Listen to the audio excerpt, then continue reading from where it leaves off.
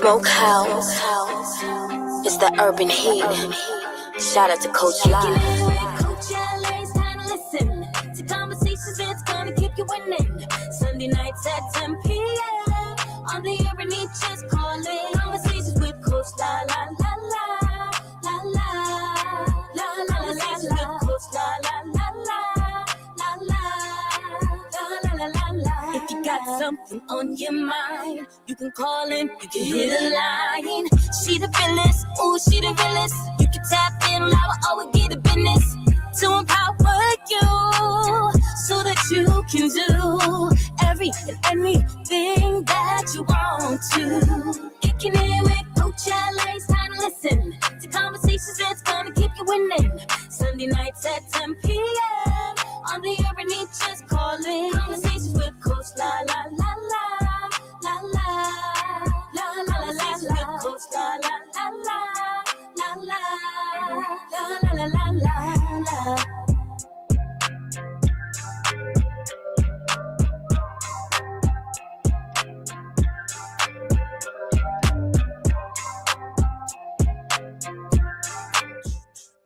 Hey. Good evening, and welcome to another episode of Conversations with Coach La La La. Your favorite around the way therapist. How y'all feeling tonight? Well, Boston has given me some warmer weather, and for all of you guys that suffer with seasonal depression, this is great weather for me. So I am in a good space because the sun is out. It was about 50 degrees today, and that made me very happy. Shout out to Julia Mejia. She did her Women in Power Summit today that I attended. Shout out to Amanda Shea, and we had Tanisha Sullivan. There was a great panel of people. I did a little bit of shopping, which I probably shouldn't have done, but retail therapy makes me feel good. So I bought some stuff. I also want to give a big shout out to my Urban Heat family as we continue to navigate and grieve the legendary Mark Harris, the voice. Tonight has been very sad coming into the studio and him not being here and greeting me with the "Hey baby, how you doing?" and giving out the shout outs to everybody from the Soul's Place. I know tonight all of the listeners are grieving not hearing his voice. So I just want to give love and shout out to all of our listeners because I know you guys are grieving with us. So what else have I been up to? Well, life is pretty good overall. I am navigating both joy and grief simultaneously. So tonight's show, as we end Women's History Month, is Dear Women, an open letter from men. And, as I think about the recent loss of Mark Harris, he was a man in my life that served as a fatherly figure, uncle, brother, mentor that was very positive. And at the same time, he was holding a lot and he was navigating a lot. And it got me to thinking about, how we can, as women, be more supportive, more understanding. So ladies, tonight is a night for you to receive, to not react. Tonight is a night for men to be vulnerable with us on this show. And I hope that when you listen to the show tomorrow, the next day, next week, or next month, or when you download it, when it's available on all podcast platforms, that my two guests will serve as a vessel, a mirror. What else would I say? I really respect both of them a lot because of their personal journeys and their ability to reach men in all spaces. They've been doing a lot of work in a lot of different areas in the community. And so I thought, why not bring these two coming from two different platforms, but they are a dynamic duo. So I'm going to tell you a little bit about both of them before I bring them on to the virtual couch. They said they was a little nervous, but I promised them that I don't bite. And therapy, virtual therapy with Coach is always going to be therapeutic. And this conversation is not just about romantic relationships, but just relationships in general. And I want it to be a way to gain some skills about interpersonal relationships and communication skills. And last but not least, some understanding, right? I think that's the source of building the bridge between gender relations is understanding. So first up, who we have for joining me on the virtual couch is a gentleman who's been here a couple of times. We've also done a lot of work together. I can't believe it's been a couple of years that me and Mr. Lambert have done work together, but he goes by Third Exposure online. Most of you guys who follow him probably know he's an engagement specialist. And not only is he an engagement specialist, he's a community leader, and he's a systems change advocate. You know, since we started changing the wording for DEI and all of that, I think he got really innovative and creative with how he explains this. But he works across education and leadership spaces to dismantle harmful systems and empower communities, which is deeply rooted in Black male, even though tonight we're not focusing on just Black people, but Black male leadership, mentorship, and equity work. I would say if I had to put it into a one sentence, he is a man who understands both systems and relationships. So I want to bring on to the virtual couch up first is Mr. James Lambert III. How you doing, James? All right, let me turn your mic on first. Oh, sorry. Oh, I'm gonna turn that one on. Hey, say that again now. Yeah, them nails you gotta get in the way. How you doing? I know, right? But listen, good. I see you studied. No, it's good to be back. How's okay? Everything's good on my end. You know, as I said earlier, I'm navigating both grief and I'm navigating joy, and just really sad at the same time. So I got a plethora of emotions. But I love doing this show. As you guys know, this show is rooted in my father's legacy of telling me to bet on myself. So I do this show every week in a way to be close to him, because I know he's up in heaven like, yeah, that's my baby girl right there on radio. So no, that's dope. The grieving process is tough, especially making meaning of it. That's what helps to restore that value. Yeah, so, it definitely does. Condolences about Mr. Harris as well. Yes, that's been really tough. So that's our second radio station colleague to pass away since this year started. We also lost Talise Rivers, and they both died from pancreatic cancer. So it's been a tough hit for the radio station. Both dynamic pillars, leaders in their own right. So we are definitely hurting big time over that. So hold that thought, Mr. Lambert, right? Because I'm going to bring up our next guest. Now, some of y'all may or may not know this next guest, but I've been watching him from afar. One of my first opportunities to get acquainted with him was when he did the TEDx here in Roxbury. And he does very motivational videos where he talks about mathematics, right? I'm giving you a clue, right? But he's always talking about today's mathematics, right? So I want to learn a little bit more about that. But he's a motivational speaker. He's also a spoken word artist, so we share that in common. And he's a recovery advocate, which that is really, really important, because a lot of people don't understand how many people are in recovery and what is involved with that. He's a survivor of addiction, incarceration, and multiple overdoses, which he talks about vividly on his page and through his story. If you've ever heard him speak about his life. But he's now transforming that pain into purpose. He works in recovery spaces and speaks about healing, accountability, and reinvention. If I had to summarize him into one sentence, he's a man who lived it, lost it, rebuilt it, and now teaches it. So without further ado, I want to bring onto the virtual couch, mathematics. Peace to the queen. Good to be here. And now I got your mic on. How you doing? Peace to the queens. Honored to be here. Yes, I love your voice. I got a thing for men with nice voices. So don't think I'm hollering or nothing. I'm just saying, you know, I got a thing for nice voices. Now I'm already looking at this Instagram, and it's already got me looking all crazy on the screen. So I'm trying to get the right. Now I don't see James. James, take your camera and move that lever up so that they can see your face. A little bit more. Keep going. Go a little faster. A little faster. Yes, I know. But for Instagram, not that high. Come down a little bit. I didn't touch it. You said it. Come down just a little bit. Okay. All right, everybody in the chat, on every place, everywhere. Can y'all see both of these gentlemen's faces? Thumbs up. All right. I'm trying to work with these multiple platforms, and they all look very different. So at least now you can see each other. So thank you both for coming. So this is season 9 of Conversations with Coach La. And This show is all about debunking myths and stigma about mental health. And believe it or not, mental health is connected to everything that we do, just like physical health. So a lot of times we start talking about mental health, first thing people start thinking is that somebody's crazy or something's wrong with them. But it's not about that. It's really about how do you cope, how do you navigate the world, and how do you navigate systems, people, and all that good stuff.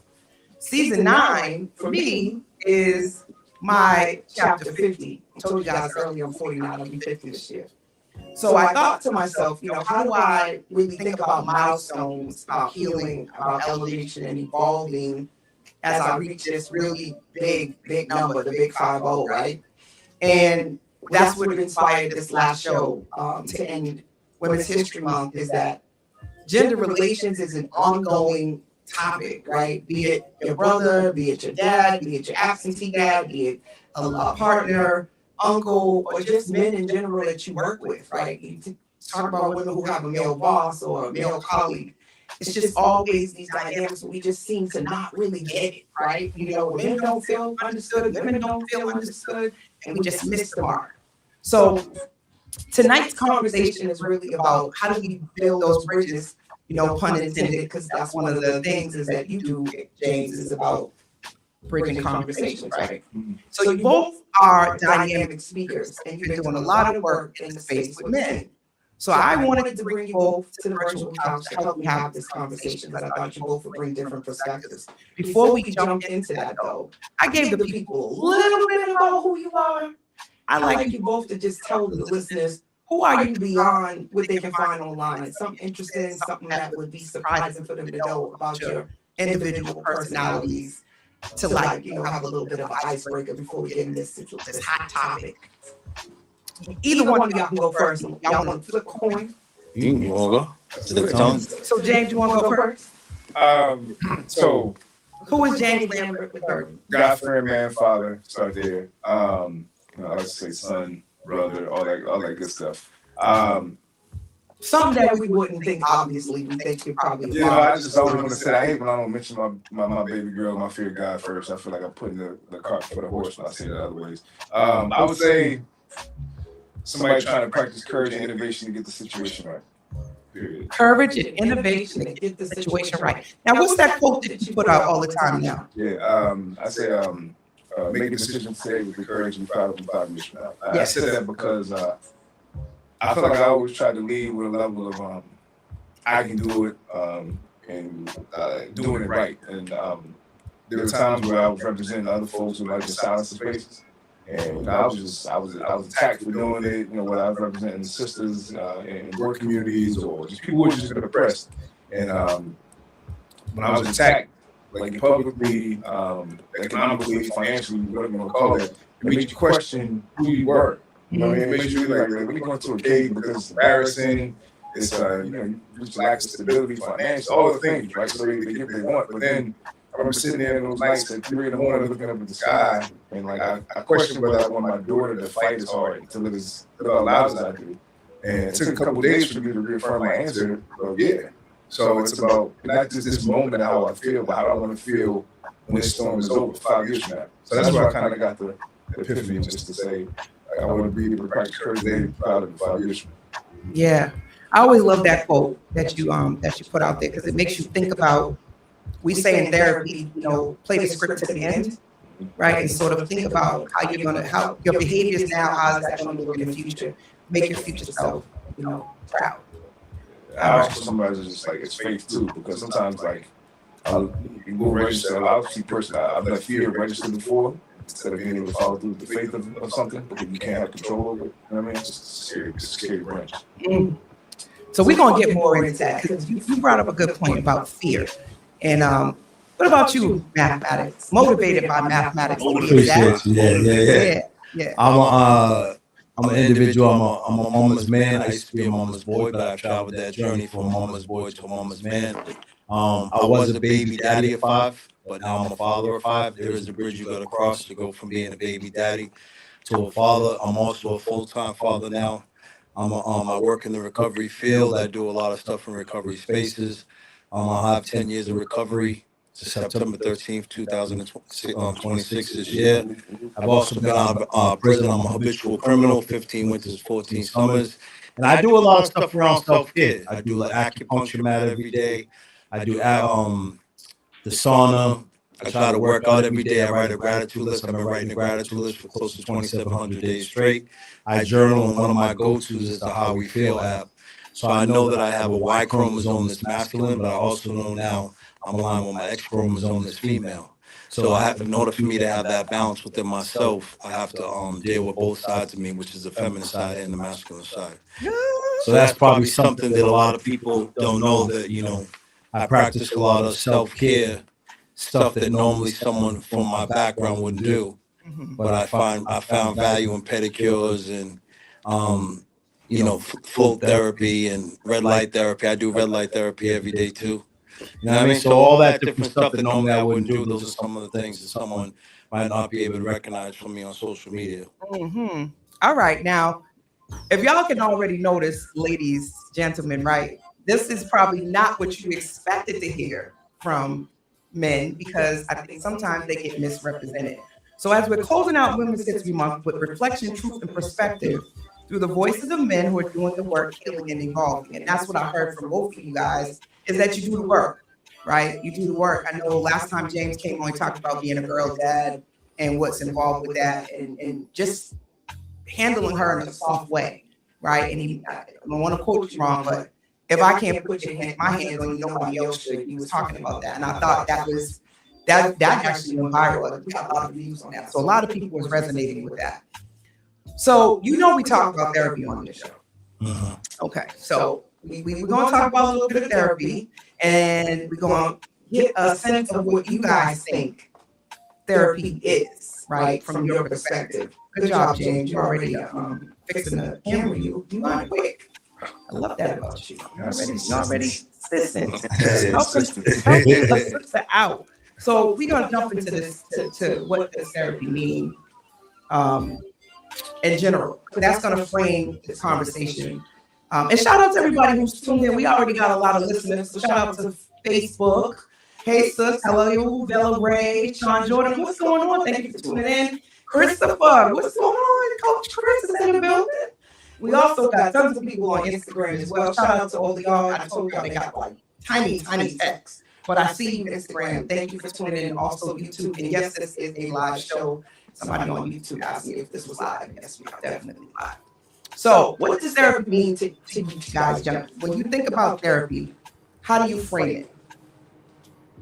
I think therapy for me is a place for me to get explanations about things that I might not be aware of. It's a dynamic for me, to someone to, you know, give me a perspective from a different angle, and it's an opportunity for me to express myself. But for me, therapy is not enough. I can go to the therapist, and then she can give me the modalities and the actions, the calls to actions that I'm gonna have to take. Because even though I get the therapy and they give me the explanations, I also need a process to give me healing and forgiveness. So I was just telling you before we came on that therapy is one of my weakest points of my recovery and healing journey right now that I need to get more aligned with. But a therapist is definitely peace, but there's also action. Because I always tell people there's 168 hours in a week. A therapist appointment is 55 minutes. You know, it's about the numbers, y'all. His name is mathematics. Yeah, so 55. Start breaking down all these numbers. So 55 minutes. The therapist can be like, you know, she can be part of my leadership, or he can be part of my leadership, become the best version of myself. But there's also some calls to action that I'm gonna have to step up and take on my own time as well. Well, that's why I often say I'm not the typical therapist, because I'm about building capacity. Come on now. So we can talk about your feelings, emotions. I can validate, but now what? Exactly. You know, at what point do you actually learn how to cope and navigate life? Because life is gonna life. Yeah. I wish I could say it would be nice people. I wish I could say you wouldn't get disappointed, that somebody's not going to tick you off, you're not going to get angry. But the reality of it is that is going to happen. So how do you change your relationship with these emotions that scare you, that make you want to flip out? You got to change that. You got to start to really think about how you're going to better navigate that, so that you can have control over your nervous system. And then we think about triggers and all these other things that people talk about, but it really comes down to not learning those skills when you were younger, right? You guys had posted a clip from Method Man, and he had talked about like pretty much displaced anger, Mhm. right? It's something you should be doing on the inside with yourself, but you deflect it out onto other people. Yeah. And I think that comes back to our early beginnings of navigating emotions. If we didn't get that as young people, how are we supposed to handle life when the big stuff starts happening? If you couldn't handle not having your binky anymore, if you couldn't handle no, you can't go outside, if you couldn't handle not getting the sneakers you wanted, and you would throw a temper tantrums and nobody taught you how to regulate that, how are you supposed to do it as an adult? Mhm. Yes, Right? How are you exactly. supposed to do it as an adult? If men are taught to repress their emotions and just act tough all the time and not cry, where do you think that goes? We naturally cry when you're born. The first thing that knows that you're alive is that you're supposed to cry. Mhm. That's a sign of life. So how do you go through life and never cry again? Go ahead, jump in whenever. No, I affirm everything you just said. Like I think that modeling of, well, I like to call it permission giving, right? So, my father had a lot of, what's the term that everybody uses? Generational curses he had to break. So as he was building new ones, he didn't necessarily know what he was doing. He just knew he didn't want to put his hands on me the way his father put his hands on him. So he had to converse with me in order not to do it, right? So even right there, that's social emotional wellness. So he taught me how to navigate being able to use words over actions without even knowing how to do it. He just didn't want to repeat.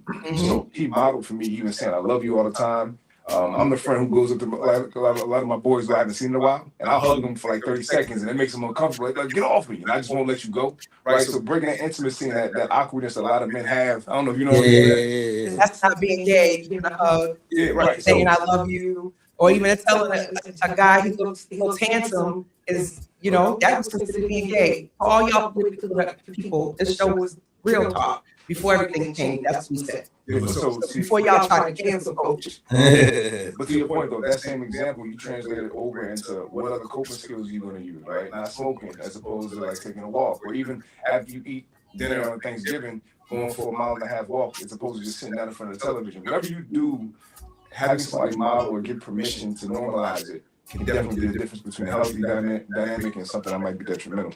You asked the question earlier. Can I answer about therapy though? Yeah. I think about this a lot, right? So I think therapy is like 3 parts. I think it's first, like sometimes you're introduced to something you didn't know that you were doing, right? It might be a pattern.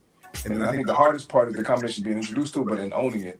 And I think a lot of the therapy is like learning how to navigate it differently. To your point, whatever coping skill or whatever, like follow through might be different. I think, in all honesty, I haven't been in therapy since 2020. Yeah, when the pandemic went back, I had to go back into the school system. That's the last time I was in therapy because she could only meet with me at 11, blah, blah, blah. But I'd say I've had friends who were very therapeutic for me because they'll tell you what you need to hear, not what you want to hear. The part, though, that would fail is I hear it, I own it, but then I wouldn't navigate it differently. Right. I do the same bullshit over and over. Right. I learned. So, and that's why I say, like, to me, that's a combination. Like, what's the innovation? How you gonna do it differently? Right. It's hard to let go of, like, it's just like them same foods that you eat. That's all you can say. Right. You know what I'm saying? But it's automatic behavior. So it's almost like you don't have to think about those. Changing it is intentional. Now you got to actually think before you do it. But the other ones are like muscle memory. It's like riding a bike or getting on some skates. You ain't got to think about it. Yeah. That's why it's so easy. In the groups we do, one of the terms we bring in is neuroplasticity, and that's if you do it consistently, the brain's ability to develop capacity to change. Talk your talk. Right. It helps you build confidence in terms of what that safety can be, and then what the feel good could be. What it's about setting boundaries. Yeah. So they're using the big words. I keep real laying terms right now, but they went into the whole neuropsychology. But you're right. Do it, the more you can change. Right. But you're absolutely right. You're absolutely right. I love that. I try not to bust out the big words, but that was like the Scrabble. Was that like a $15 word? 15 point word. That's what we doing. That's what we doing. That's what we doing. But again, tonight's conversation, everyone, this is about not blaming or shaming, but it's about building bridges. And I think that's what we need, right? It's not to give a pass for behaviors that are not healthy, but understanding them and comprehending them allows you not to internalize other people's stuff. I think that's the real thing. We used to talk about, what's that word you used to say? James is another $15 Scrabble word. Metabolization. You thought I forgot. Right? So, but at the end of the day, we're trying to figure out how do we support people and not take on their energy, not take on their problems, right? So not men versus women, but how do we show up better for each other? So I got a question for y'all. And listen, everybody in the chat. What men wish women understood but don't always say? Come on, chat. Because there's men on here. Are you asking us? You asking the chat? Everybody, because I'm gonna put their comments up as they're going. So this is for you, Matt, and you, James, and everybody who's listening and watching, because they're doing both. Think about this. What men wish women understood but don't always say? I feel as though for me, one of the things that through my journey, my 54 years on this planet, is there's some things as men that we know how to navigate, but there's like 4 letters in love, and then there's 4 levels. So there's mental, there's emotional, there's spiritual, and there's physical. So you might be able to travel that you might be able to navigate the mental space, the physical space, but a lot of us have never been shown. In order to be a man, you got to see a man. In order to be emotionally regulated, you have to see someone that's been emotionally regulated. In order to know how to process feelings, you have to have seen someone that's processed feelings. So if you've never seen those spaces before, now you're going in. And so I always tell people there's like 3 levels to life. There's dependent, there's independent, and then there's interdependent. You see what happens when I bring people on here? I didn't know this, but I heard you earlier saying you have a license in drug counselor, yeah. You see what happens, and then this one over here, engagement specialist. Told you I'm bringing all y'all scrambled words. Go ahead. But like a lot of us, you might still be in the dependent or early in the independent stage. Right. So physically, I'm 54, right, but emotionally and mentally, I'm in the independent stage. But then if you're dealing with women, whether it's in the business space, whether it's in a relationship, whether it's family that's in the interdependent space, that's what might be making you a codependent and making a lot of your relationships toxic, because you just don't have the emotional capacity to be interdependent with someone else, meaning like being able to process, share emotions, share feelings, and then care about what the other person has to say. If you're still in the independent or in the dependent phase, you're dependent on other people to keep validating you. And then if you're early in your independent stage, you're so busy trying to figure out yourself out, you don't have the patience to listen to someone else's stuff. You know what I mean? So to me, it's just realizing that, like, even though you deal with a man and you see a man and he might be coming home with his construction boots dirty and he might have calluses on his hands, that's not what makes him a man in the full capacity, because a man has to be able to navigate all spaces. And so just to realize that, like, if you see us lacking in an area or a space or a level in our life, learn how to talk with us and work with us, rather than talking at us and down on us. You know what I'm saying? Maybe sit there and, offer a book. Hey, offer them to get with James and get with a brother like myself. That I'm not saying we got all the answers, but I definitely know how to take accountability for my weaknesses. And that's one of my biggest, strongest points to date. I'm going to hold my thought and let you jump in next game. Yeah, I piggyback a lot of what he said. I'll say, rephrase again so I can actually respond to it. What men wish women understood but don't always say?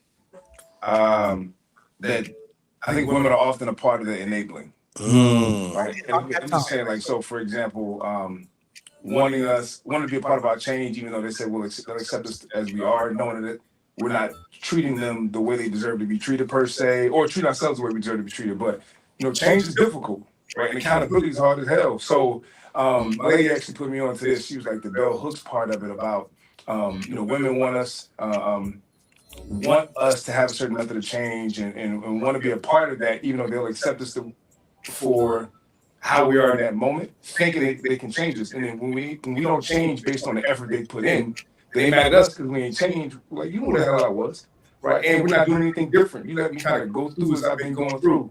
There's no real accountability here. So that's why I was told times like that part of enabling, right? You let me smell the same, move the same, walk the same, expecting the difference. It was like, no, that's insanity. That's enabling, right? So I think there's a large part of like the change part, because it's definitely difficult. Accountability is hard as shit. And I think that if we're not willing to kind of mandate how we want to be treated and have to forfeit or let go of what we have, we all just.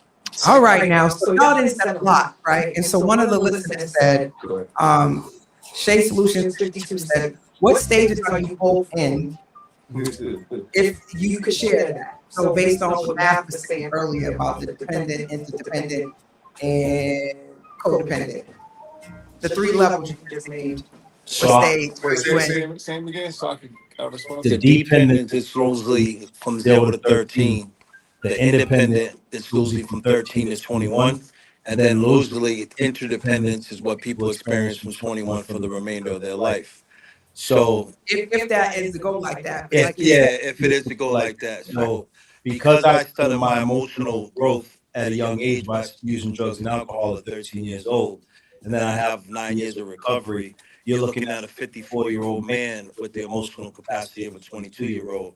So I have to constantly parent in my program of working on my recovery, my daily personal rituals and routines, emotional regulation, meditation, prayer, journaling. That's how I bridge the gap between my physical age and my emotional capacity. So for me, I'm in the early. I'm like halfway through the independent stage. I'm climbing, but also my attachment styles and avoidance. So I struggle. I read the book Attached, and I'm an avoidant attachment style, which means that it becomes difficult. I get close, but then I start using these deactivating strategies if you get too close. Yeah, I mean, I get close, and then I start using, but I'm aware of it. You know what I mean? So awareness is the key to emotional regulation. The more self-aware you are, the more you can emotionally regulate. The less self-aware you are, the more dysregulated you are and like living in chaos and confusion. So I can take accountability, and I can put that, most people go on a date and they say all the good things about them. I think people need to go on more dates and say the bad things, because it's the character defects you accept that keeps the marriage and the relationship together. Everybody, if you cook good and clean good, that's not what keeps the relationship together. It's how much can you accept my BS? You know what I'm saying? My shortcomings. Go ahead. Chime in. But doesn't that speak to James' whole enabling thing? And a lot of women struggle. Well, we got to accept this too. But If they talk too much over text. So But that's the struggle, right? So I've had partners in the past where I felt like they allowed me to do whatever the hell I wanted to, and that was my comfort zone. Right, that control, that was my comfort zone. Yeah. It wasn't until I had somebody who really started to hold my feet to the fire, and then the scary part for me was I think I could actually see the future of a family dynamic I wanted, and I wanted to attain it, even though I didn't have the confidence I could.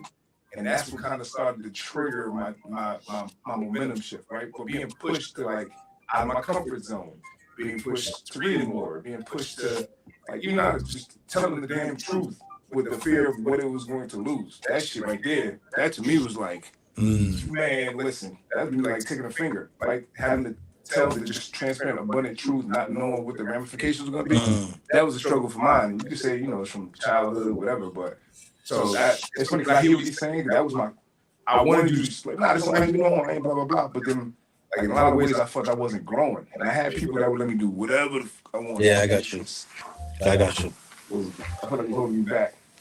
But to a certain extent, in the early stages, again, I don't want to get too much into romantic relationships. That's kind of the dynamic, right? Because you're trying to feel things out. You can't really totally put your foot down in the early stages, trying to figure out if you want to be bothered with the person. So it's like you got to leave space for you to show who you are the way you totally would be.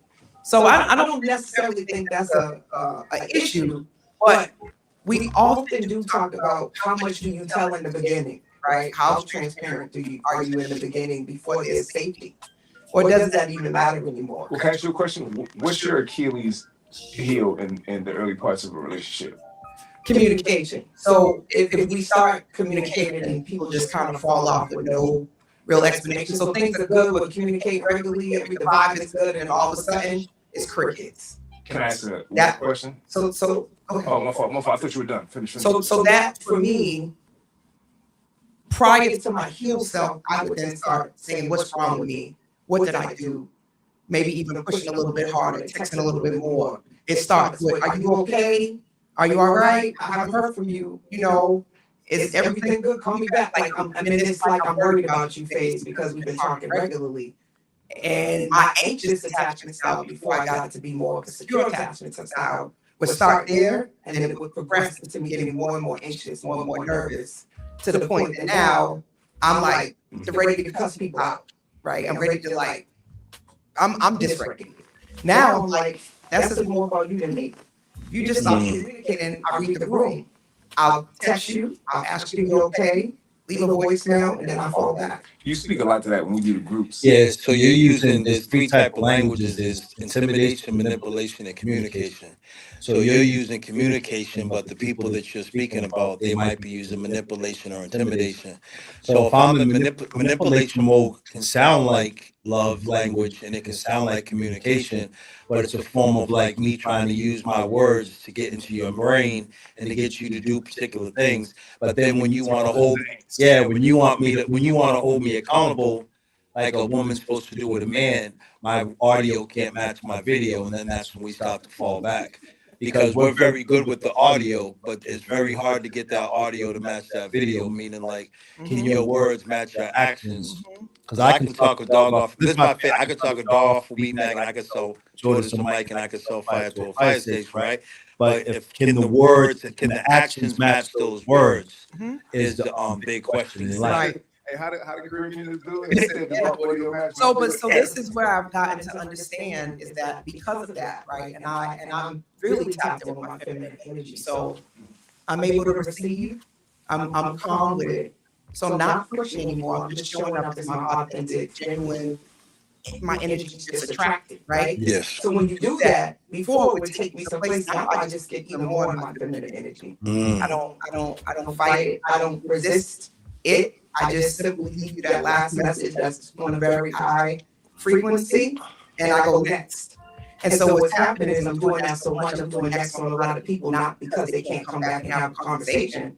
It's just that I've been told that's intimidating. But what you just gave me was another insight. And what's happening? You can't come to me with the BS, right? And you can also be honest with me, and we can still have a connection. But I'm just not going to probably have sex with you. It's probably not going to go anywhere. We might be good friends because I'm actively listening to what you're saying and what you're telling me. Gotcha. But a guy who's looking for somebody that can just do whatever, and that's going to kind of sit around and wait around, I ain't her. So recording communication versus physical communication is two different languages too.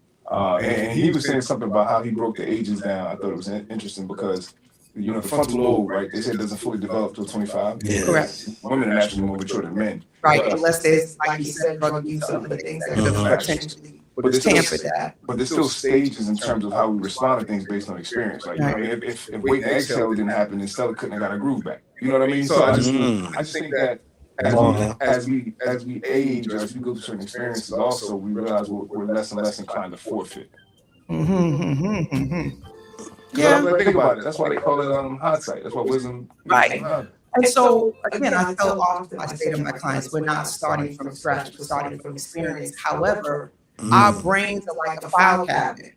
So everything that you've experienced, it isn't always leading you in the right direction because of triggers and PTSD. Sometimes people read the room totally wrong, and their emotions are so exaggerated that they can mess up a good thing. This is where sabotage, self-sabotaging shows up. Because somebody just not texting you back should dysregulate you immediately. Rejection's a bitch. Right? Yeah. But for some people, as soon as that happens, they're already ready to jump out the window and they're saying, well, I already know what this one's going to do. Yeah. Oh, you didn't want to take my number, you didn't want to talk to me, you shouldn't have took it. So they're already there without finding out, without pausing, especially in the early stages, like you said, before in the dating. You don't know this person well enough to know that they're rejecting you yet. You don't know. But patterns, again, your audio not matching your video, if you date them long enough, you start to see that. The trouble is people start to infuse sex and they get connected really quick, and it's harder to, I think, walk away from things because now that those attachment styles start showing up.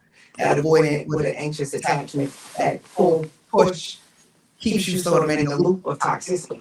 How long did it take you to travel from anxious to secure? Because they say it takes 4 years to change your attachment style. So I will say this, when I decided to go back to school, because I was originally a life coach first, it took me 4 years. If you think about it, it took me 4 years to get through the program. And I felt like when I went back to get my license in clinical social work, that was more for me than it was for my clients. Gotcha. It was a moment of self-discovery for me to understand all my identities and all of my stuff and what I would be bringing to this work, which is why I'm such a dope therapist. Come on now. Yeah. Yeah. Bang, bang, bang. That's that confidence. So, all right. Confidence, not confidence. I caught that. So let's talk about this. This is something else that came up. You guys have been doing some really good work in the spaces of men and creating these vulnerable spaces for men to get together, which again is something that we don't see often. And there's always a packed house, and they're not for women. So they're 100% for men, right? In the space. There's no women in these spaces, right? So something that came up was emotional shutdown does not equal a lack of love, right? Pressure to be strong does not equal or equals emotional suppression, right? Sorry, I'll say that again. Emotional shutdown does not mean a lack of love. That's the first piece. Pressure to be strong equals emotional suppression. And men are often communicate through action versus words. What are you guys' thoughts on those statements? Say the second one again. Pressure to be strong, think about men and the pressure to be strong, equals emotional suppression. So the focus on you being provided as being strong and all of that has led to a suppression of emotions. Because a lot of men have said to me, I can't be vulnerable because then a woman will throw it back in my face. And not just their romantic partner, but sister, mother, like if you're crying, man up. Stop being the B word, so there's not a space for men to say it's hard, they don't got it, or there's difficulty. Y'all supposed to just have to figure it out. That's how I look at that when I say the pressure to be strong equals emotional suppression. And men often communicate through actions versus words. So I'm seeing now you have a lot of brothers coming home from incarceration and like the bridging conversations and a lot of the spaces on social media where you hear men now talking about these difficult emotional spaces and mental health spaces. I also think that a lot of people hyper focus on mental health. I think almost that emotional health can be almost as important or more important than on mental health. But I see like now, I know that I try to make my recovery and my transformation real attractive and sexy so that other people will want it. So I think that now it's starting to become more of a fad or a trend, or it's starting to become attractive to figure out ways to express yourself. And you just kind of need that space. So that's one of the reasons why I create like Class with Math. That's the reason why we went around 7 Stops, 7 Truths. Working with fathers and trying to figure out what it is in the addiction and the recovery piece where we could better serve fathers that are in recovery and what's lacking. And one of the big spaces was we need a co-parenting piece because we don't know how to communicate with women in a healthy way. So it's either we're dominating the conversation and they're being subservient, codependent, and listening to us. We know how to navigate that, or we're manipulating the situation in a particular way where we're willing to get silenced because they might be paying this or paying that. But it's very hard for us to figure out how to form healthy communication with the partner when there's things that we don't like or things that she doesn't like. It usually leads to some type of friction, conflict, chaos, and confusion. So that was really one of the biggest pieces is like we kind of need to figure out a way, one, to mediate our own internal conflicts and then come together with other people, women, mothers, aunts, uncles, sisters, girlfriends, fiancés, baby mothers, so that we can figure out how to better communicate when there's conflict or some type of friction going on in the relationship. I'll say that so I started doing these spaces because I needed spaces when I was going through a lot of invalidations, feeling inadequate, you name it. So I needed a community. I didn't have one. So I started creating them. I'll say this, from doing so many, a combination of data as well as just observation. Men, yes, want to lead. Men want to be able to lead through action. I think that's what you termed it. So they want to lead. They want to be able to take control and provide support. However, oftentimes we don't know how to navigate a thing. And we don't know how to navigate that thing, right? And it's not because we're idiot or incompetent. Sometimes some of these things are new. So, for example, if we don't have the permission granted of seeing somebody, a father, or hearing how a father supported a woman going through postpartum, Right, that's actually the first bridging conversations I ever did. Yes. If we don't know how to support during that phase, we don't know how to identify what we don't know and create space for. We don't know how to, you don't know. So what happens, the situation gets ruptured, I still want to be here emotionally, so I'm going to go through this physically over here and come back. Right? So many things happen and get discarded. So with the bridging conversations pieces, the reason why I started bringing clinicians in and being able to host a platform that kind of connects a skill set is because now men can take something back to the house and learn how to communicate with your children, learn how to communicate with laterally at work, learn how to whatever. It gives them a toolkit to now build their own competence so they can lead through action. Because otherwise, it's fight, flight, whatever. You just kind of like, you're playing it by ear. So yeah, and the four things that I would say the three things that I knew, but the four things that I actually, again, I'm gonna quote Bell Hooks again. Shout out to you, Lay, for like putting me on with that. But is the tool, and the tool can be language. It can be like how to identify self-awareness versus self-management. The self-management piece is the hardest. But then also like the community piece, right? So if you think about bridging conversation, that's what it's tasked to do. As a community, it teaches a skill, and it gives something that men can take back. But also, you mentioned it earlier, the permission granted. Right? So one of the dopest joints, I'll be honest, one of the dopest moments in bridging conversation, I had somebody who I brought in as my speaker. And when you bring people in, right? So Matt was lit because Matt will talk directly from the chest. Some people don't want to look away when they give me truth. And we all recognize it's real. So if you're not giving me that sauce, I already know what time it is. So the speaker couldn't do it. I had a man in the room say, hey, look, I'm here because me and my son trying to rebuild our relationship. He saw me be physically aggressive with his mom 5 years ago. I put my hand on him multiple times, and I got into a fight because he was trying to pick up for his mom.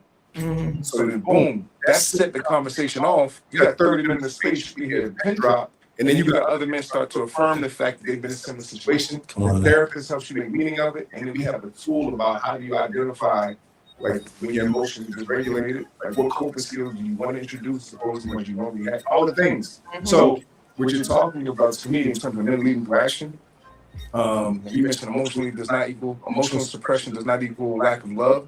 Right. When we don't have the ability to change our own situations, then we feel less than, and we start to pick up certain coping skills, different actions come in instead of the ones that we want to lead with.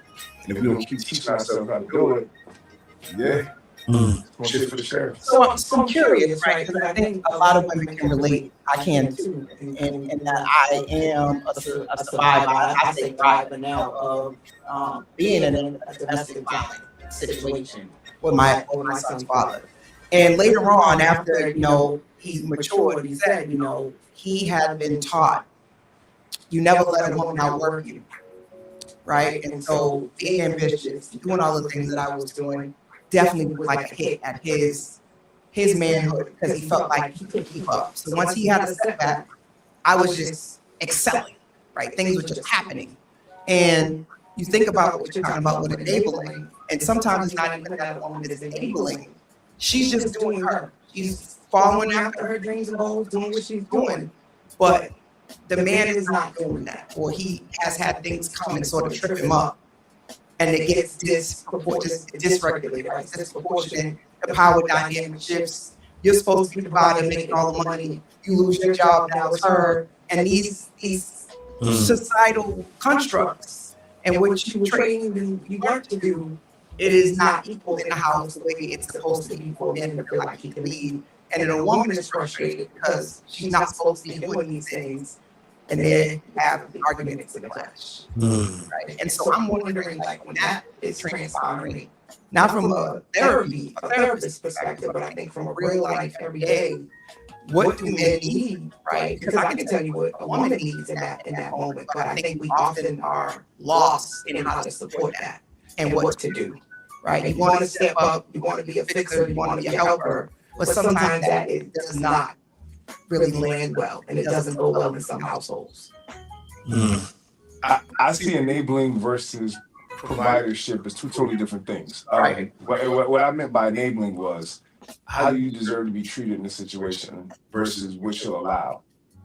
So, and I honestly, I think some of the borders, I don't play with the word toxicity because I think it's overused, but like, I've been in relationships where they made like $400,000 a year, so I wasn't trying to chase that coin. Right? As long as I'm, independent, self-sufficient, and ambitious, I'm sustained in that. Right? That doesn't make me feel less than. Right? Everybody got their thing. what I mean by it is if there's an instinctive feeling that you feel like you deserve in a relationship, right? I think you mentioned it. Like, this is what you want to be loved on in terms of the quality of the time you want, or like that's not receiving that, but also, yeah, not willing to have that accountability or to set your boundaries. I think that's the difference between what I mean by enabling versus providership. I know it's a scary line when they start talking about trash out, all that other stuff, like providership, whatever the gender role norms are. I'm more so talking about how you deserve to be treated as opposed to. And I think I'm agreeing with you, and I've added in there that enabling from a female perspective can look like allowing the man to do whatever he wants to do. But if that's how he's leading and that's how he's showing up, then you have one or two choices. You either stay or you go. Right? And so often in these dynamics, some women, if this is the dynamic, you want to be there to be supportive because he might have lost his job, he's going through some things, whatever.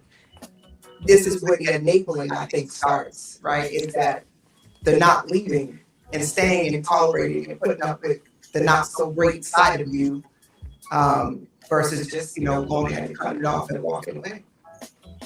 Yeah, I think what you're describing, like support and help, and we kind of talk about this in the recovery field. It's supporting and helping, but also having healthy boundaries.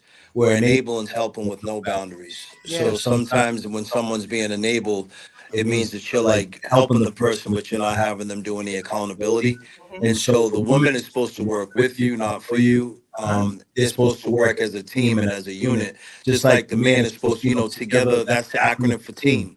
Together, everyone achieves more. But for some reason, as a man, we think that we achieve more the more we do, and the woman does less. Right. But together, everyone achieves more. So it's really going from that mindset of like, being your highest self versus your ego self, because the ego isn't going to allow the help to come in from the woman. Right. The ego's not going to allow the help to come from Ma Dukes, from a sister, because we're going to sit there and say, I got this. Right. But a lot of times we don't have this, and can you get humble enough to sit there and say that you don't have this is really the biggest question. Like, that was the setup. Y'all asked me if I was going to set y'all up. That was the setup, right? A lot of women are struggling with what you're saying right now, right? Which is, do I leave or do I stay? Right? How do I support or how do I not support? If I'm saying how do I support you and he's not answering, he's emotionally shutting down, the household still gotta move, the bills still gotta be paid, these kids still gotta be picked up, but you're in a dark place, maybe you're depressed, right? Because men's depression looks a little bit different than women's depression, right? Sometimes it looks like cheating, sometimes it looks like drugs and alcohol, sometimes it's complete avoidance, shutdown. So I think, when we think about strategies on how we can be better partners, I have a question up here. Are women loving men the way they actually need to be loved or the way we think they do, right? And I think that is where the enablement comes in. Naturally, most women are nurturers. They want to take care of things. They want to try to come in and be motherly, right? Go ahead, Dan.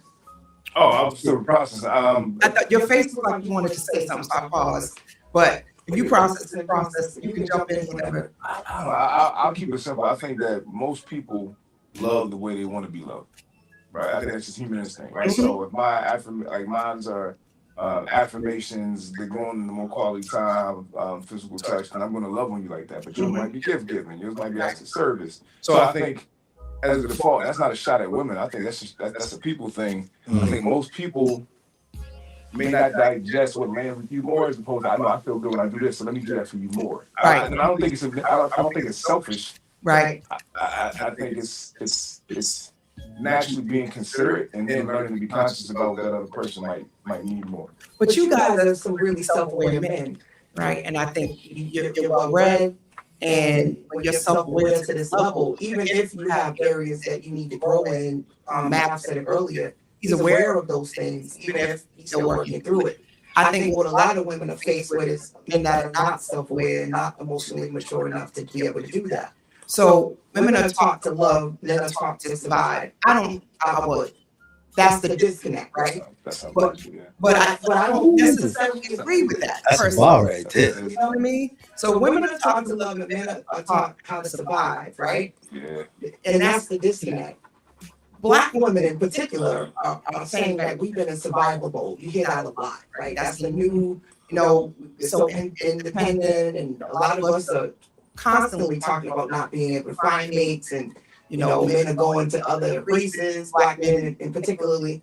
And there's a disconnect in terms of how black women are showing up in relationships. So if indeed that statement is true, if black women are also taught to survive, and most men are taught to survive, there's also the disconnect in why we're not really connecting, right? If most women are taught to love, and most black women are being taught to survive, how do we connect with men that are also being taught to survive? That's masculinity.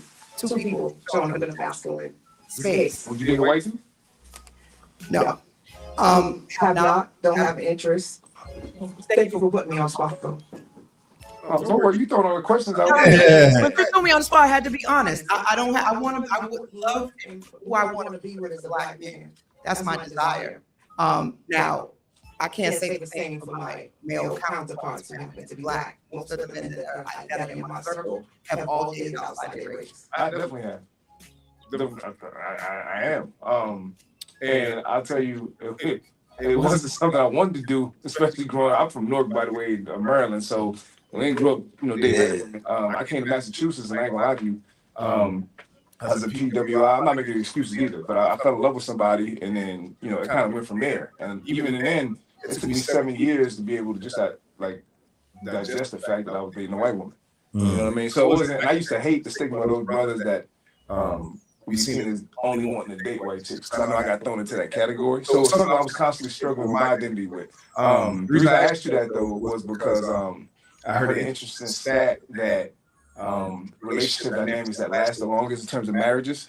So of all racial and interracial marriages, the most successful marriages are ones with black women and white men.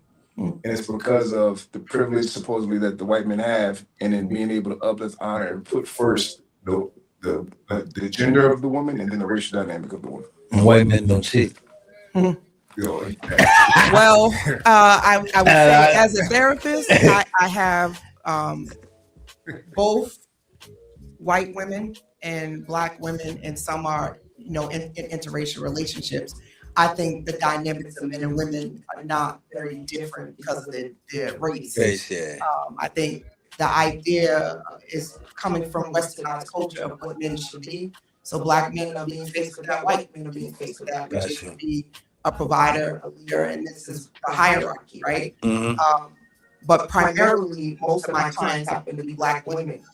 And I think black women are communicating often of having challenges in this realm of how to love black men, and/or there's a lot of single professional black women. So probably why I'm even having this show, right? Is what are we missing? What is the disconnect? There are disconnects even in terms of interpersonal relationships, familiar relationships within people's families, right? Where if women not feeling loved, not being protected, not feeling, say that, number one unprotected person in the world is black women, right? So how is that possible, right? And where are all the black men in all of this, right? So How do we surviving versus living? So and where does that come from? That we feel that we need to be hyper focused on survival. I mean, you have to. I always tell people that, like, when people tell me they have survivor's guilt, how are you going to have survivor's guilt if you're now living? And so you need to. So surviving is all based off of character defects. Living is based off of spiritual principles. So the more you can live by spiritual principles and start to work on those character defects, the better the quality of life is going to get. So we have so many people surviving because they're not even. We're born with a spirit, but you're taught religion. But people aren't even aware of like spiritual principles and what they are. We're just so busy living by character defects because that seems like the norm, to live by fear, judgment, self-hate, and all this type of stuff. Like, we're sometimes comfortable in that chaos. So for me, I think you have to transition from being in survivor mode, which is based off of like always just scrambling and grinding, to living by spiritual principles, which is actually aligning. But one of the, go ahead. We are the Urban Heat. Expect the unexpected. I like the Unorthodox background when radio you're talking. from It's therapeutic for me. and beyond. Yeah. Heat I 91 I like the way you can hear it. and iHeart Station. You ain't like that question, huh? All right, y'all. We're back. You're listening to Conversation with Coach La La La about mathematics and James Lambert III. And we're talking about dare women from men. So we got two more, segments to wrap up the show. Hope y'all still with me. Still with me? Still with me. So I always talk about bet on self moments. So we got bet on self moment and we got Coach's Corner and the show's all done, y'all. So everybody hang in there. I love y'all hanging in here. Y'all liking this episode, huh? I wonder if it's me or if it's just I got these brothers in here. Y'all came for him. Y'all didn't come for Coach. All right. So bet on self moments, right? And I think the way I want to really frame this, these are those moments both where you finally say to yourself, if not me, then who? Right? And then if not now, then when? It's those moments where you really decide to be the person in your destiny. You got the volume, turn the volume down on your phone, but keep telling me there's an echo. I don't know what the echo is, y'all. It sounds good on my end. But those defining moments, right, where you decide to be the narrator of your own story and get in the driver's seat, right? And choose healing growth or change when it's uncomfortable. And y'all already been talking about that, right? Recognizing and taking accountability to say, how is this behavior that I'm operating in right now showing up 5 years from now? Where am I taking my life? What's the vision for my life, right? It takes a lot of accountability. So if you had to frame like your own bet on self moments, what do you think for you now and for you, James, that you've decided, you know what, I'm gonna change. I'm gonna do better. For me personally, I have to always sit there and say I'm gonna do better because now going through this process, this immense process, and being self-aware, I can see how my choices really affect other people when I make the wrong ones. So I have an illness that causes me to be compulsive and impulsive and make choices off of compulsive impulse. And I don't always play the whole tape of everything that can take place if I make this compulsive and impulsive decision. So for me, it's just really just navigating every day and saying to myself, is this choice only going to benefit me and hurt someone else? Or is this choice I'm going to make not just going to benefit me, but is it also going to help others? And that also comes now too, like being a full-time father and seeing the emotions of like raising a little daughter and seeing how she feels when her emotions are being challenged. And I can see now how I have to make healthier choices when dealing with any space when it comes to other people, and just realize that 5 years from now, this choice I'm making right now, is it going to hurt me, or is it going to help me? Is it going to hurt me, or is it going to help someone else? And just really be trying to like play the whole tape before I actually make the choice. I know the people that play chess, it takes 7 seconds to think about their move before they move. They win 70% more than people that don't. So if I can just take that little bit of time to think about my choices before I make them, I think 5 years from now, I'll be living a better quality of life. Yeah. 5 years from now, I'm gonna call them scientific. I ain't calling them math no more. I would say for me, leaning into like faith versus fear. And I think that I always thought that the way I was living before I had a level of control to it, and then entrepreneurs, I was afraid to dive on myself for that, and then, oops, it happened by force. And that first year and a half was scary as hell because I definitely had to tap into savings, I had to liquefy, and after that, I haven't had to touch it. I've been in the black ever since. So, and learning how to monetize, just all the things that we're so fearful now are starting to become normalized, right? And I don't have, things aren't transactional anymore, right? And that's the same thing in relationships, that's the same thing across the board. So I just say, sometimes betting on something, to me, if I had to bring it out to a moment, it realizes that there's a reaction I have about the decision I gotta make. And in that moment, realizing that which way I'm going to go left, I'm going to go right. Mm-hmm. And if I can pick that course properly, that's better myself. Because when I try to control too much, man. Funny thing is, there's so much of life that we don't have control over. And to go into your point about spirituality, you can't have fear and faith at the same time, right? And when you really start thinking about living in your purpose and understanding that, you stop worrying about and trying to control things. You start being more authentic about your feelings and your actions, and you get in alignment, right? Because I think that's what it is. If you say one thing and do something else, you kind of know your mind and your spirit is not in alignment. When people are anxious or they're depressed, a lot of times they're misaligned. Things that they're doing are not in alignment with their core of who they want to be, who they're becoming, or who they used to be. Like there's something off. So you guys are definitely nailing that on the head. So we're going to go into the gorgeous corner, and I'm also going to tie that into the final question that I asked you guys, which is, dear women, right? What you want them to know? What do you want? What do you appreciate about them? And, what do you want them to know about you and how to move forward? Because a lot of women are looking for guidance. And I think that the best way to do it is to have therapeutic, healthy relationships with men that are not romantic. I'm going to say that again. Have healthy, transparent relationships with men that are not romantic. And I say the same thing for men. We often think that men and women can't be friends. And that's something that a lot of my male clients bring, is that every woman that's friendly with them or they get close to, they end up trying to hit on them or have sex with them. And that changes the dynamics of the relationship, especially if that's not really what you want, right? And that's not the person you want. So that's my take on the romantic piece. All right. So Coach's Corner. My last and final segment. Y'all still with me? Y'all good? Everybody good out there? I'm sorry if there's an echo. There's not an echo on my side. Some lives have an echo, some don't. I will definitely troubleshoot that after next week. You choose available? I am on mute. But you know what it is? It's not letting my volume go down all the way. It's like there's like So that might be why there's an echo on the live. If you can't go all the way mute, that's probably what it is. It's not letting me do it all the way. Yeah. Sorry guys. Hopefully it's not too bad. Hope it's not too bad. All right. What if I mute this mic that's here? Yes. And then can they still hear me on the live? Yes. Talking through your mic? Yes, you were supposed to do that. Yes. Oh, see, Yes. I didn't do that. Yes. Go ahead, mute it. All right, it's muted now. Yeah. You were supposed to do that. Yes. All right. Yes. I didn't know. Yeah. Because your mic is the one that you're talking in, that big one. Yeah. That's the one. So that was the mic. It was Math's fault, y'all. Hopefully the echo's gone. Yeah.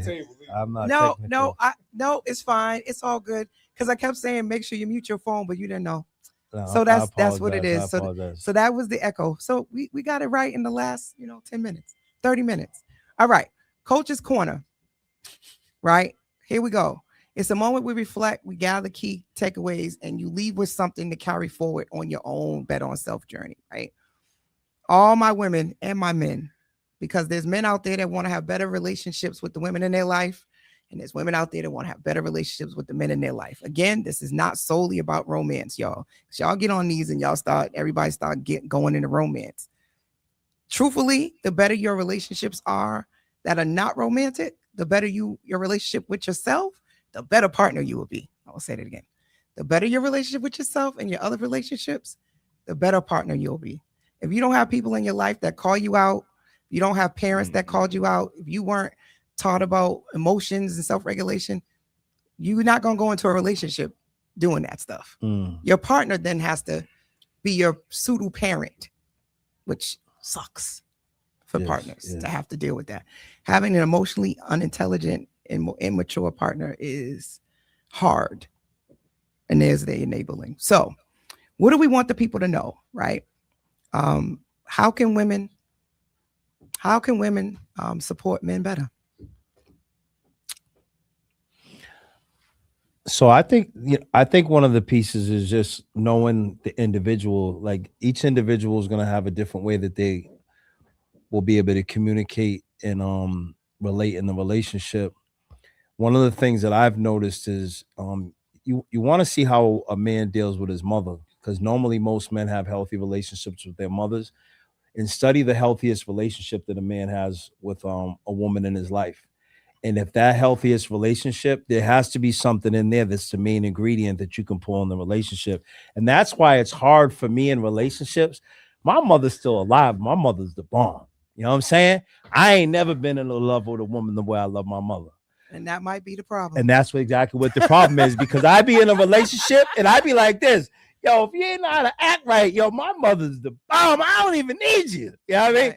But that's like kind of a bad thing. But really, if I could figure out how to deal with partners with the same communication and honesty, understanding and compassion and patience that I have with my mother, but for some reason I've never been able because of an emotional situation that happened when I was younger, which that's where a lot of narcissism comes from, because it's an emotional component that happened when you were a child, where no longer do you trust to give yourself to people in the full capacity.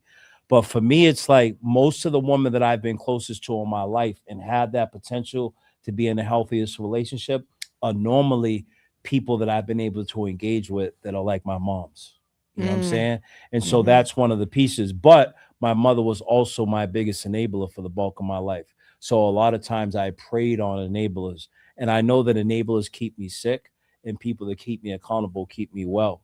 But a lot of times my mentality when I was in the street life was like, if you're holding me accountable, you're too much. And the shorty that's going to let me use her whip, she's going to put all the stuff I want to buy on her credit card. You know what I'm saying?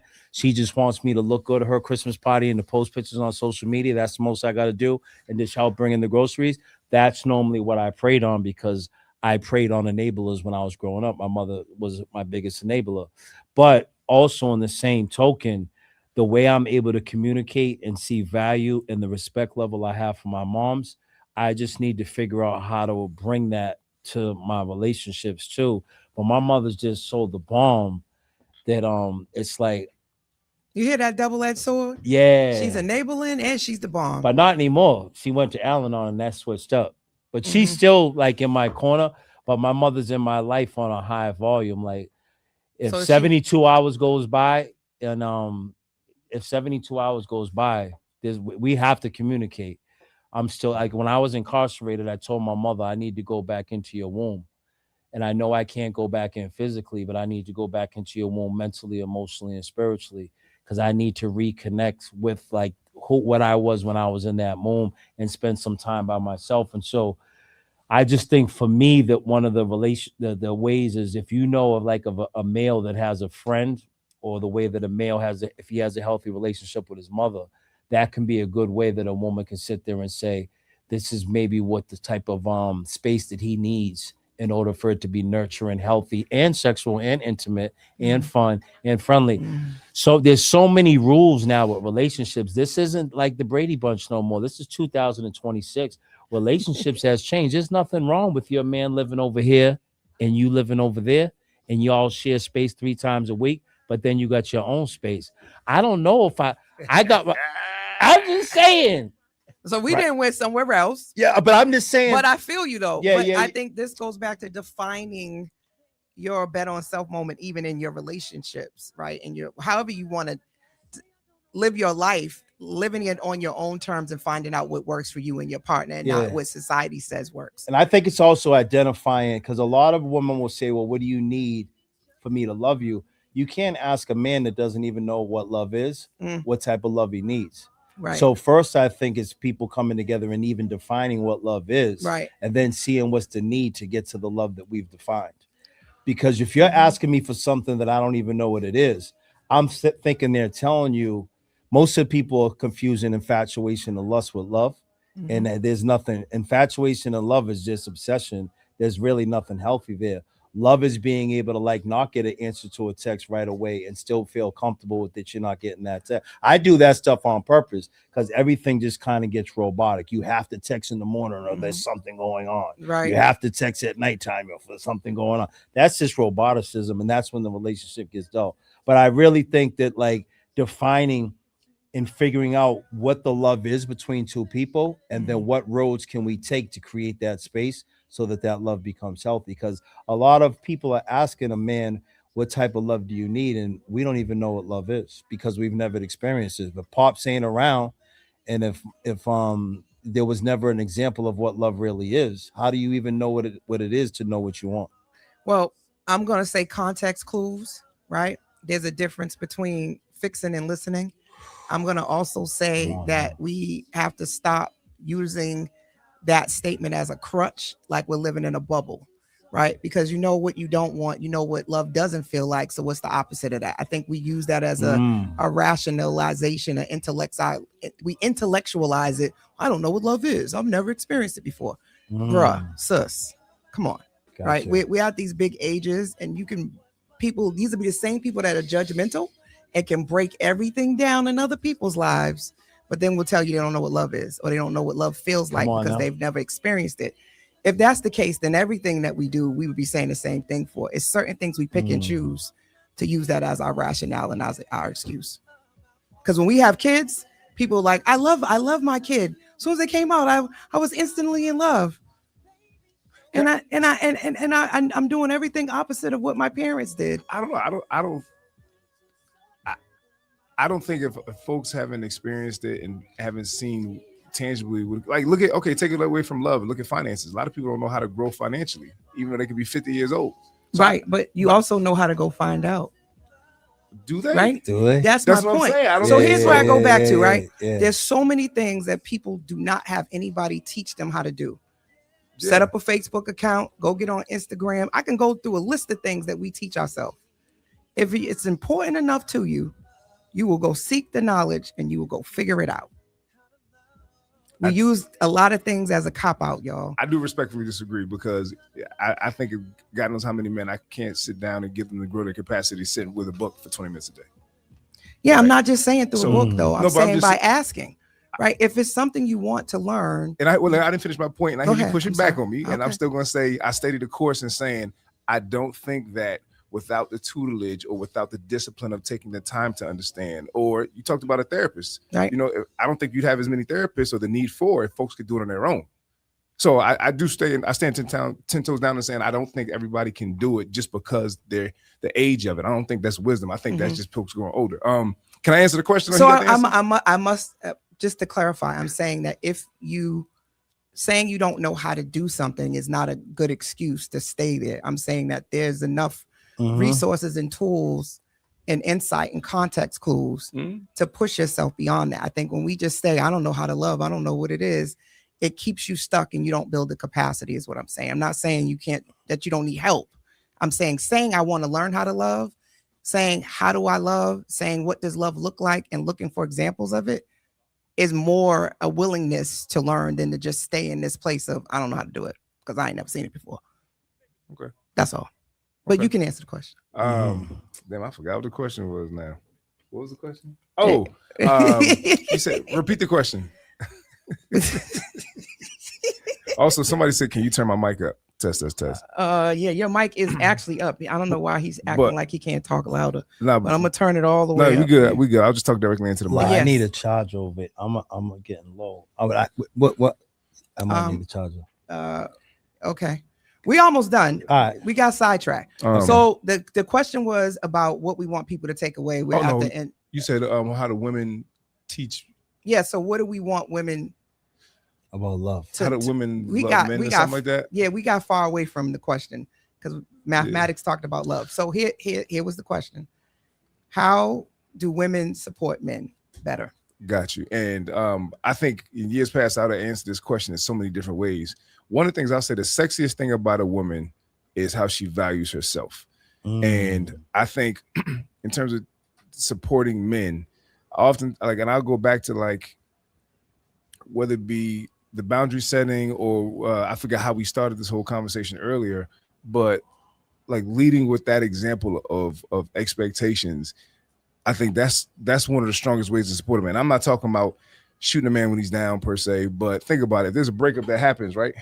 Or you away from your shorty for a while, she get back in the gym, she in this program now, right? You know what I'm saying? She done, cut down the fat of her living expenses. That's called the glow up, right?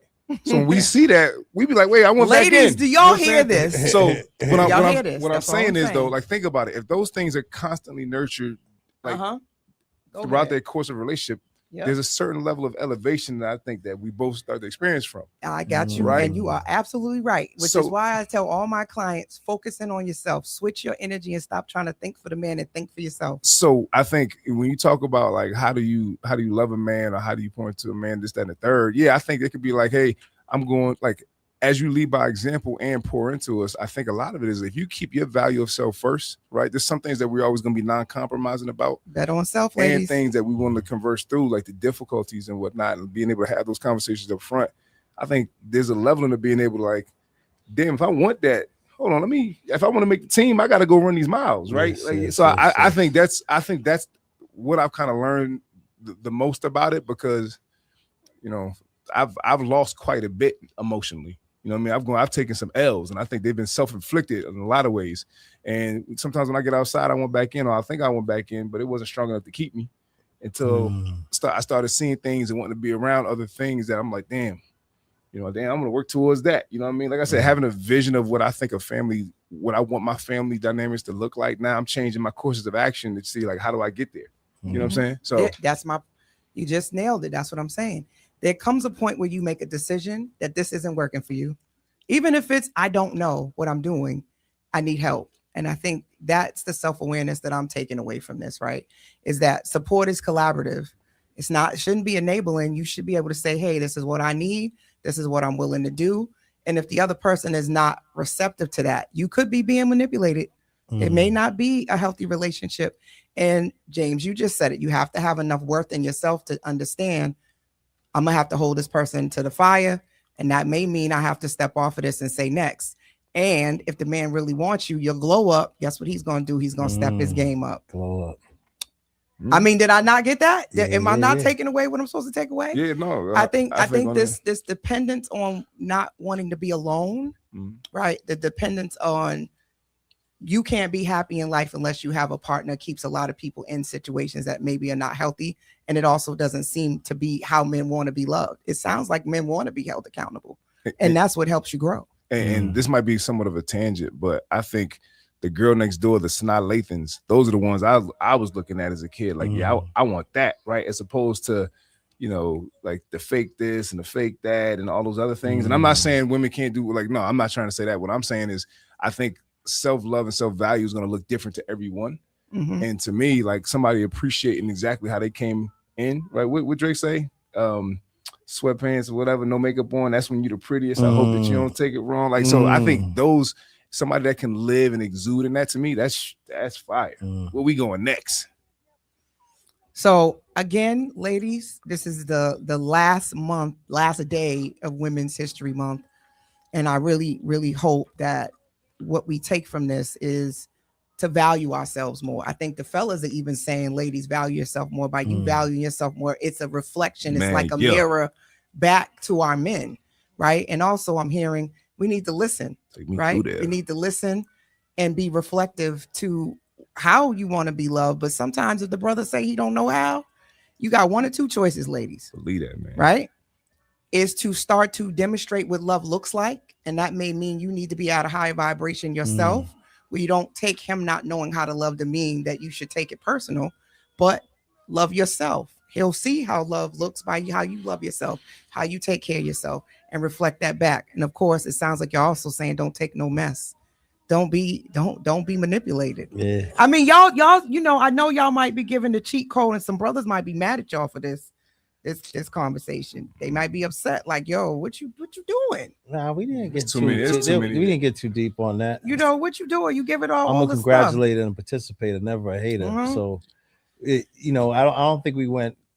Well, I think we did talk about the accountability piece and the self-awareness piece, and the pain has to get great enough for you to be willing to open up those doors. Yep. To get because the first letter in help is H, because you have to be humble to get the help. Yes. And if there's no humility there, how you're never going to be able to get the help. Yep. Scientific, so I feel like we're all saying a lot of the same stuff, exactly, in different ways, which again is understanding that commonality, that the way you frame it might sound different to me, but what's the basis of it, right? So, men, as we close out, dear women, finish the sentence. Go ahead, cuz, what you got? Dear women. Dear women, I want you to understand that sometimes, brothers, man, we have good hearts, but we just don't have good actions to match the hearts that we have, the good hearts that we have. And just try to be patient, try to be compassionate, try to be understanding, but also, like you were saying, hold us accountable. And a lot of brothers, man, we got these broken inner childs, and we don't know how to navigate those emotions that are coming from the broken inner child. So even though you're seeing brothers, it may be 30 years old, 25 years old, 35 years old, we don't have the maturity level to maybe be in the same place that you might be in. So I always tell people that sometimes if you're dealing with a brother, man, that's trying, but he's not getting there quick enough. The woman has the option to slow down so that you can allow the man to catch up, but also while he's catching up, make sure that even if he's only making 1% of progress a day over the course of the year, that's 36.5% of progress that he's going to make to be healthy in that relationship, opening up the door to the next year. You know what I'm saying? So just, 1%, get 1% better every day. If he adds 1%, get an improvement in effort, 1% better in the cheating, 1% better in the communication, 1% better in the finances. He's 1% better in, you know what I'm saying? And making sure that he's taking the trash out without you having to ask, with him and stepping up and doing what he has to do with the children. Because it took me 45 years to figure out, and the Nurturing Fathers program taught me how to be a father. So like I said, from a boy to a man and from a baby daddy to a father, these are bridges like the brother has, bridging conversations. You have to have a conversation and a bridge to be able to get from a boy to a man and from a baby daddy to a father. And it's just that maturity level. Mm-hmm. You know All right, Mr. Lambert, you up next. Yes, sir. So we got to pick one. No, dear women. But you said, so you gave us 3. And you yeah, but you can like put it all in there and how I'm gonna pick. I'm gonna just do 2 parts. Dear women, I appreciate your strength in living earnestly, and I think that women have always, at least the women I've experienced, have kind of set forth in terms of like they made their mistakes out loud. They set the tone in terms of how they want to be treated later, after, out loud. Like, and it kind of that's why I've really developed a sense of saying, damn, this is how you hold your expectations, because they course corrected in real time. And I think a lot of brothers are afraid to show our errors. And, women, like, as soon as y'all make a mistake, it could be, and I'm not just talking about physically, but, it's catastrophic for y'all. Whereas we get, we get grace in a lot of ways.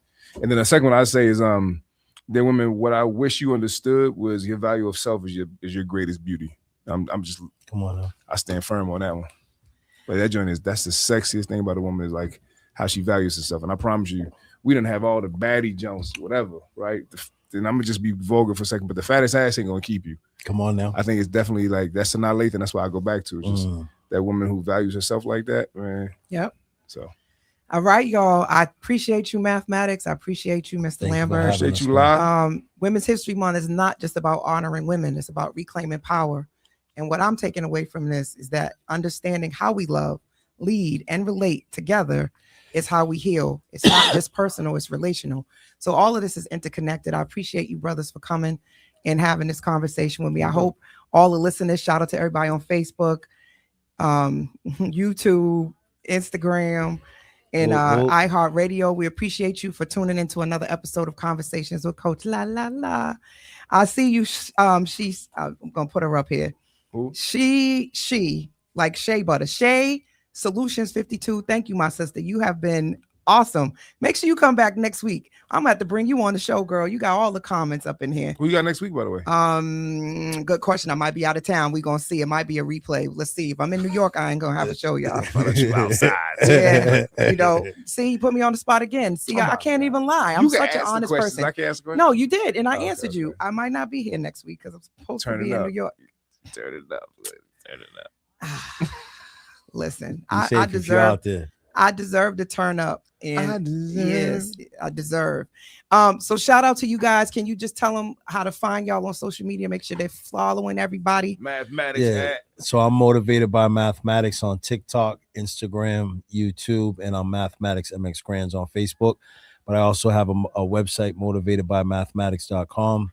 And you can get to all my social media platforms from there and my email as well. What's up. Peace. And he can be hired, right? Yeah, for booking, motivational speaking, workshops, fatherhood, recovery, and performing, music, poetry, you name it. Yes. One-stop shop. Yep. And Mr. Lambert. IG, social media, Third Exposure, 3RD Exposure, email THIRD Exposure, website dropping ASAP. It'll be 3RD Exposure.com. So yeah, we get into it in all ways. And when I say engagement specialist, I know a lot of people be rolling their eyes like, what does that mean? So I do about 20 events a month. So everything from like political debates all the way to these conversations, Juneteenth fiestas. But anyway, we try to do those two things, encourage innovation and see how do you maximize the space. So let's get to it. I love it. I love it. Thank you, Shotgun Sandy. That's my radio sister. I appreciate you always tuning in and sharing the live. Make sure y'all share this live. Again, we're ending Mother's History Month. Women's History Month. Mother's Day is coming though, but I appreciate the conversation. Thank you for everybody tuning in. Make sure you come back next week for another episode of Conversations with Coach La. And I appreciate you, brothers. Have a good night, everybody. Peace to the queen. See y'all next week. Peace. Good night. Yeah,